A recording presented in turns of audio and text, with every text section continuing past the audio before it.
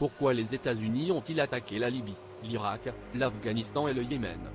Pourquoi les agents américains participent à la déstabilisation de la Syrie?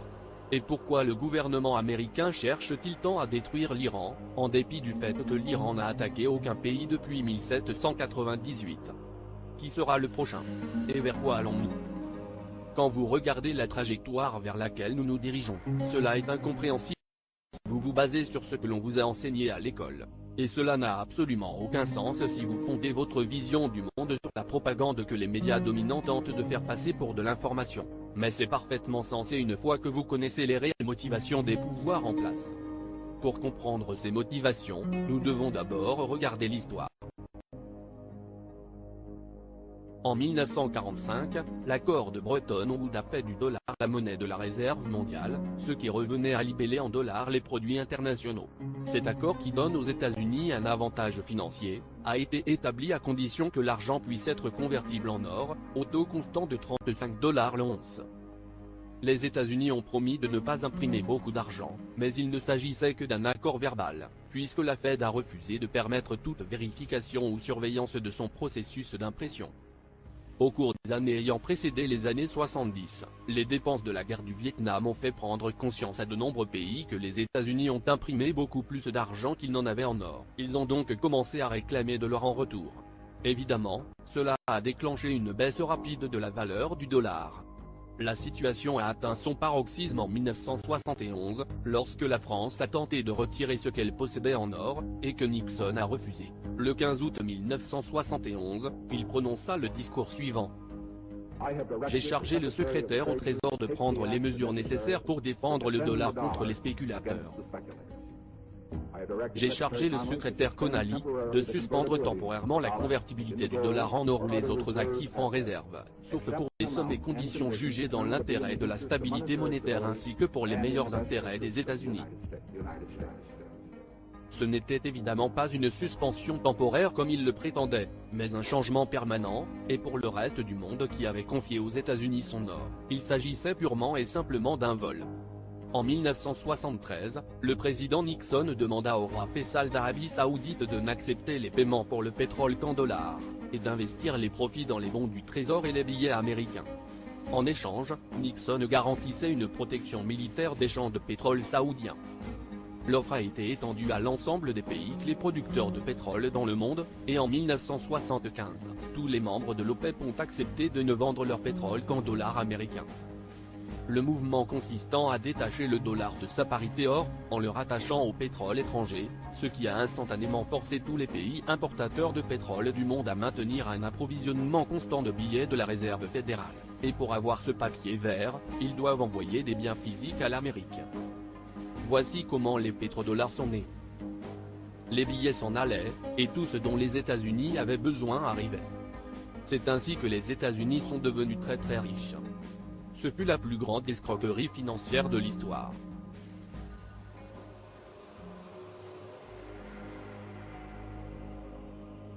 La course à l'armement de la guerre froide était un jeu de poker. Les dépenses militaires étaient les jetons et les États-Unis avaient un approvisionnement en jetons infini. Avec les pétrodollars à leur actif, ils ont réussi à faire monter les enchères de plus en plus haut, et dépenser plus que tous les autres pays du monde, jusqu'à ce que finalement les dépenses militaires américaines dépassent celles de toutes les nations du monde réunies. L'Union soviétique n'a jamais eu la moindre chance. L'effondrement du bloc communiste en 1991 a éliminé le dernier adversaire de taille face à la puissance militaire américaine. Les États-Unis étaient désormais une superpuissance incontestée, sans rival. Beaucoup espéraient que cela marquerait le début d'une nouvelle ère de paix et de stabilité. Malheureusement, ceux au sommet avaient d'autres idées. La même année, les États-Unis ont envahi l'Irak, lors de la première guerre du Golfe, et après avoir anéanti l'armée irakienne et détruit leurs infrastructures dont des stations d'épuration et des hôpitaux, des sanctions paralysantes ont été imposées, lesquelles empêchaient aux infrastructures d'être reconstruites. Ces sanctions qui ont été initiées par Bush père et soutenues tout au long par l'administration Clinton, ont duré plus d'une décennie. Et on estime qu'elles ont tué plus de 500 000 enfants. L'administration Clinton était parfaitement au courant de ces chiffres. Nous avons entendu dire qu'un demi-million d'enfants sont morts. C'est plus que les enfants morts à Hiroshima. Cela en valait-il le prix? Je pense que c'était un choix très difficile, mais nous pensons que cela en valait la peine. Madame Albright, qu'est-ce qui vaut la peine de tuer 500 000 enfants? En novembre 2000, l'Irak a commencé à vendre son pétrole exclusivement en euros. Il s'agissait d'une attaque directe contre le dollar et envers la domination financière américaine, et cela n'allait pas être toléré. En réponse, le gouvernement américain avec l'aide des médias dominants, ont commencé à mettre en place une campagne de propagande massive affirmant que l'Irak possédait des armes de destruction massive et qu'elle avait l'intention de les utiliser. En 2003, les États-Unis ont envahi l'Irak, et une fois qu'ils eurent pris le contrôle du pays, les ventes de pétrole ont été de nouveau adossées au dollar. Ceci est particulièrement remarquable car revenir au dollar entraînait une perte de 15 à 20% sur les revenus en raison de la valeur élevée de l'euro. Cela n'a aucun sens, sauf si vous prenez en compte les pétrodollars. Alors je suis revenu le voir quelques semaines plus tard et à ce moment-là, nous bombardions l'Afghanistan. J'ai demandé, prévoyons-nous toujours d'aller en guerre contre l'Irak? Il a dit, oh, c'est pire que ça. Il s'est baissé et a pris un document rangé au bas de son bureau, et il a dit, je viens de récupérer ça d'en haut. Il s'agit d'un mémo qui décrit comment nous allons détruire 7 pays en 5 ans. En commençant par l'Irak, la Libye, le Liban, la Somalie, le Soudan, la Syrie, et en finissant avec l'Iran. Jetons un coup d'œil sur les événements de la dernière décennie et voyons si nous pouvons en tirer un modèle. En Libye, Kadhafi était en plein processus d'organisation d'un bloc de pays africains visant à créer une monnaie basée sur l'or, appelée le dinar, qu'il souhaitait utiliser pour remplacer le dollar dans cette région. Les forces américaines et l'OTAN ont déstabilisé puis renversé le gouvernement libyen en 2011, et après avoir pris le contrôle de la région, les États-Unis ont armé les rebelles, exécuté Kadhafi, et immédiatement mis en place la Banque centrale libyenne. L'Iran mène depuis un certain temps une campagne active visant à mettre fin aux ventes de pétrole en dollars. Et l'Iran a récemment passé des accords afin de commencer à vendre son pétrole contre de l'or. En réponse, le gouvernement américain avec l'aide des médias dominants a tenté de créer un soutien international pour encourager des attaques militaires sous le prétexte d'empêcher l'Iran de construire une arme nucléaire. En attendant, ils ont mis en place des sanctions visant à provoquer un effondrement économique de l'Iran. La Syrie est le plus proche allié de l'Iran et ils sont liés par des accords de défense mutuelle. Le pays est actuellement en train d'être déstabilisé avec l'aide secrète de l'OTAN. Et si la Russie et la Chine ont mis en garde les États-Unis de ne pas se lancer dans cette aventure, la Maison-Blanche a quant à elle fait des déclarations au cours des derniers mois indiquant qu'elle envisage une intervention militaire. Il est évident que l'on ne réalise pas ce qu'une intervention militaire en Syrie et en Iran signifie. La conclusion de tout ceci est évidente, tout comme pour l'Irak et la Libye. Les États-Unis travaillent activement pour créer le contexte qui leur donnera la couverture diplomatique pour faire ce qu'ils ont déjà prévu de faire. Le motif de ces invasions et actions clandestines devient clair lorsqu'on les regarde dans leur contexte global. Ceux qui contrôlent les États-Unis comprennent que si quelques pays commencent à vendre leur pétrole dans une autre monnaie, cela déclenchera un effet domino, et le dollar s'effondrera. Ils ont conscience du fait qu'il n'y a absolument rien d'autre qui maintienne la valeur du dollar en ce moment, et le reste du monde aussi. Mais plutôt que d'accepter le fait que le dollar se rapproche de la fin, les pouvoirs en place ont mis en œuvre une manœuvre bien réfléchie. Ils ont décidé d'utiliser la force brute de l'armée US pour écraser toute résistance au Moyen-Orient et en Afrique. Le dinar à lui seul serait suffisamment nuisible, mais ce que vous devez comprendre, c'est que cela ne va pas se terminer avec l'Iran. La Chine et la Russie ont déclaré publiquement dans des termes sans équivoque, qu'ils ne toléreront pas une attaque contre l'Iran ou la Syrie. L'Iran est l'un de leurs principaux alliés et l'un des derniers producteurs de pétrole indépendants dans la région.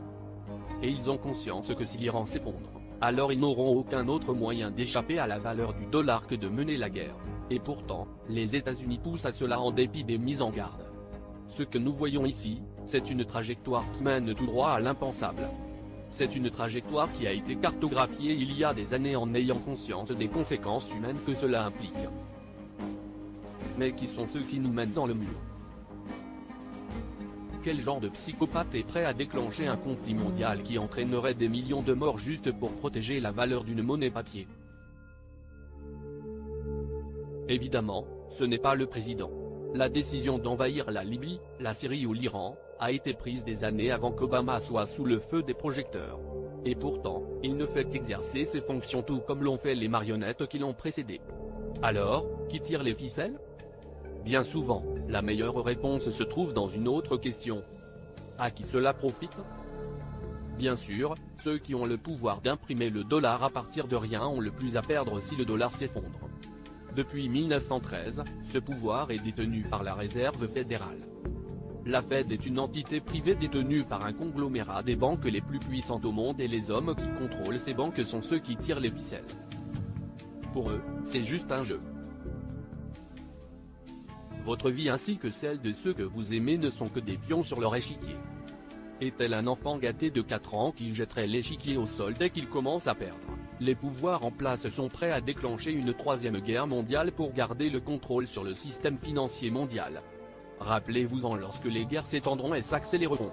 Rappelez-vous-en lorsque votre fils, ou celui du voisin rentrera dans un cercueil couvert d'un drapeau. Rappelez-vous-en lorsqu'ils pointeront du doigt le nouveau Ben Laden. Parce que ces aliénés qui dirigent ce spectacle iront aussi loin que vous le leur permettrez. Alors, combien de temps nous reste-t-il? J'entends ça constamment, mais c'est la mauvaise question. Demander combien de temps il nous reste est une posture passive. C'est l'attitude d'un prisonnier qui attend qu'on le sorte d'un fossé et qu'on lui tire une balle dans la tête. Quelles sont nos chances? Peut-on changer le cours des choses? Mauvaise question encore. Les chances n'ont plus d'importance. Si vous comprenez ce à quoi nous sommes confrontés, alors vous avez une responsabilité morale de faire tout ce qui est en votre pouvoir pour changer le cours des choses, sans regarder quelles sont nos chances. C'est seulement lorsque vous arrêtez de baser votre participation sur les chances de réussite que la réussite devient réellement possible. Pour éradiquer la force maladive de ce projet financier et traîner ces cartels criminels en justice, nous n'avons pas d'autre choix qu'une révolution. Le gouvernement ne va pas vous sauver car il est complètement infiltré et corrompu jusqu'à l'os. Compter sur lui pour trouver une solution est à ce stade totalement naïf. Il y a 3 étapes pour mener une révolution, et celles-ci se suivent. La phase 1 est déjà en cours. C'est la résistance idéologique.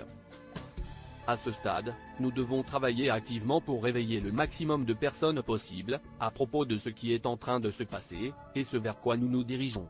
Toutes les révolutions débutent par des bouleversements dans les mentalités, et aucune autre résistance significative n'est possible sans cela.